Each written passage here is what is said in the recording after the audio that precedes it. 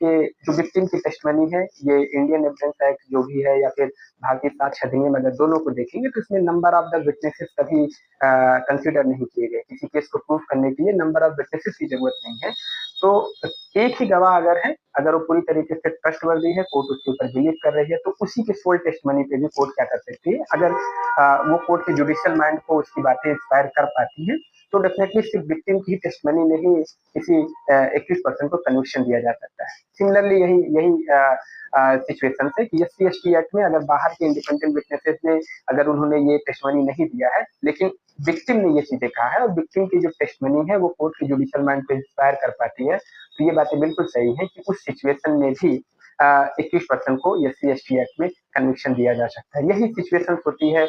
Definitely अगर हम देखेंगे जितने हीनियस ऑफेंस है जैसे पास्को के केसेस में है, तो जो विक्टिम होती है, विक्टिम की ही टेस्टमनी मेन इस पूरे केस में क्या होता है, विक्टिम की टेस्टमनी होती है। अगर विक्टिम की टेस्टमनी बाकी सारे के सारे लोग अगर प्रोसिक्यूशन के वर्जन को सपोर्ट नहीं करते, मतलब अगर होस्टाइल हो जाते हैं, लेकिन विक्टिम जिसके साथ ये अपराध हुआ होता है, अगर उसकी टेस्टमनी कोर्ट के जुडिशियल माइंड को इंस्पायर कर दे, तो सिर्फ एक टेस्टमनी पे भी कोर्ट क्या करती है, किसी को कन्विक्शन कर देती है। क्योंकि जो क्रिमिनल ज्यूरिस्प्रूडेंस है उसमें ये नहीं मैटर करता कि नंबर ऑफ विटनेसेस कितने हैं, जबकि क्वांटिटी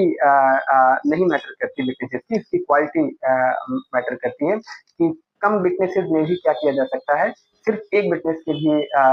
मतलब में भी किसी को कन्विक्शन दिया जा सकता है।